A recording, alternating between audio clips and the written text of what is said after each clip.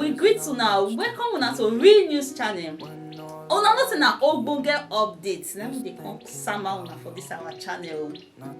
Abeg, if na the first time una dey waka jam this our channel, make una follow us, make una like our page, and make una help us dey share our videos so that those wey never see am go see am. Una do well. Oya na make we quickly enter the matter wey we carry come for una.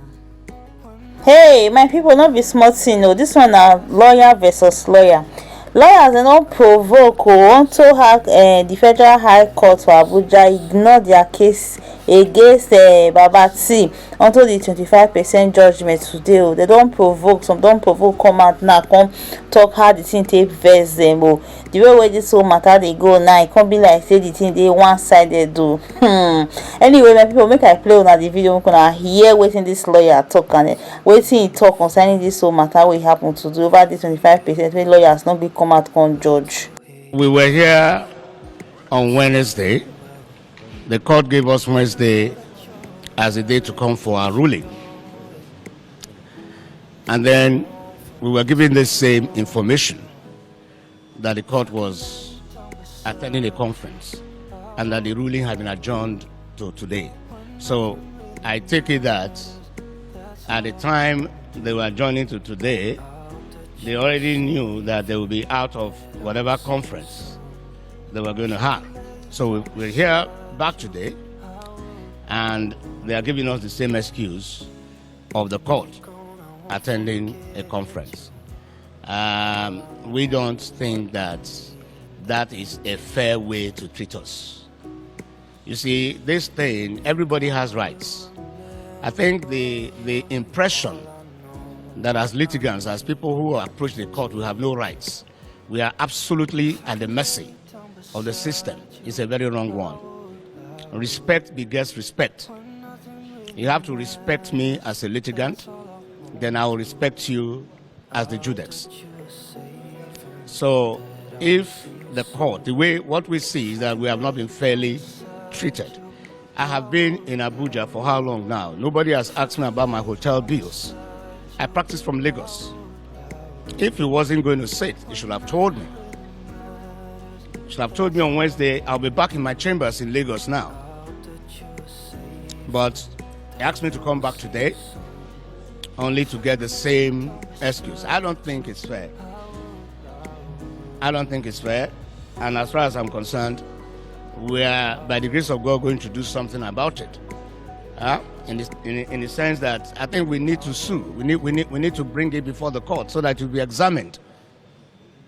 What we have lost, the rights that we sought is to restrain this swearing in. So by the court not sitting, we've lost a great deal. So who is going to pay for that? If you came and gave a ruling that we don't have a right, it will be understandable. Now you're seemingly staying away from the court. Makes me understand that we have a right, but for one reason or the other, you cannot find the courage to declare that right. So you are now trying to use absence from the court as a means of depriving me of that right. So I'm going to sue, you're going to pay.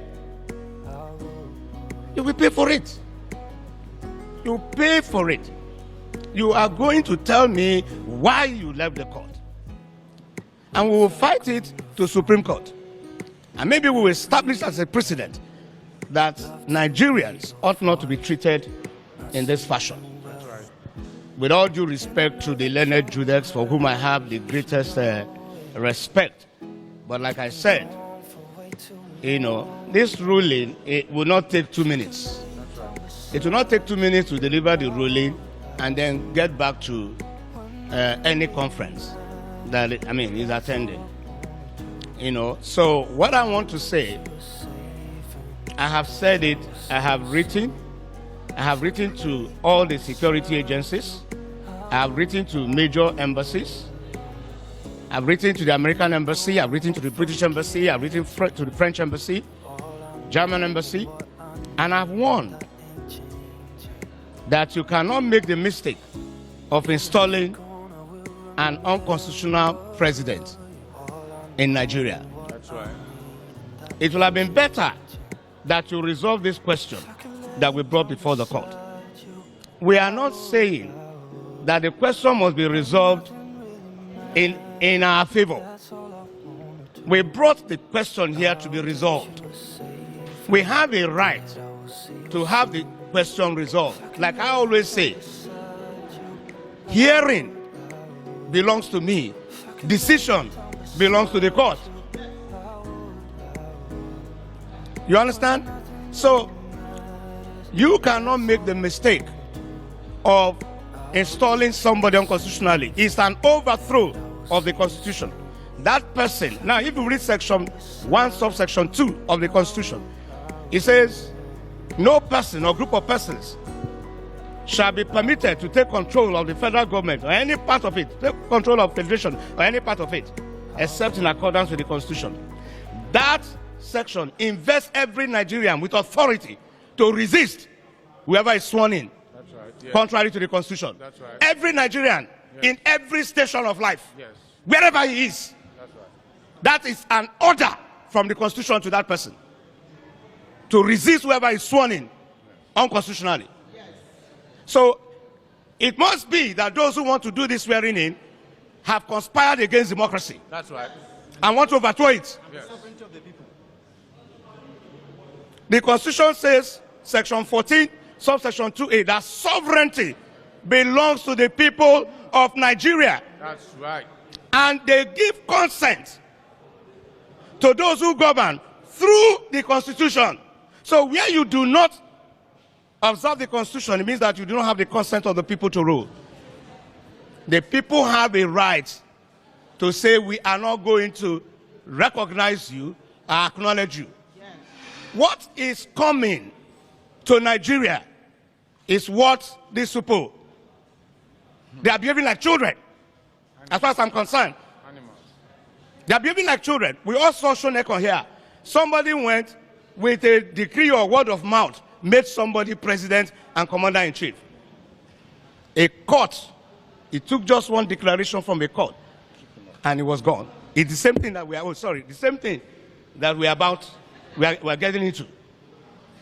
Any court in Nigeria is invested with the authority to interpret the Constitution and can say that the person who calls himself president was not duly elected. That's and right. Therefore cannot answer that title and cannot give any instructions that should be obeyed. And that will be the beginning of crisis. We have warned against this. I don't know what is making them behave, think that it's a joke. I don't know how you will take 200 million Nigerians as a joke. You know, it's not going to happen. The Constitution says you go and have a second election, but you feel too big. Like I was explaining to someone, it's the same in discipline. Where you have red light, say stop. That's right. You feel too big because you are driving your Jeep, you don't stop. It's the same thing. That is, it is the discipline in us that we have carried over to this exercise. The Constitution says you've not made it. You've not made 25% in Abuja. Nobody has told me that I'm wrong. There is no constitution. There is no court. I came to this court for the court to tell me that I'm wrong. That's right. Rather than telling me I'm wrong, the court, stays away from court. Mutes. The court cannot even look me in the eye. So nobody has told me I'm wrong. Nobody has the courage to tell me I'm wrong. Because I am right. So the Constitution says you should go for a second election. It's a simple, very simple thing. Even if that second election does not produce a winner, you go for a third one. That's right. You feel too big to comply with the Constitution because all your life has been a life of indiscipline. Hey my people, not be small thing o. Wetin dey happen for Naija? Hey, this whole matter don dey long, no be small. Judges sef don dey give lawyers the attitude. Hey, what is happening? Anyway, make una drop una comment and na visit to matter, and make una no forget to like and share. Una do well. See you all in our next video. Bye.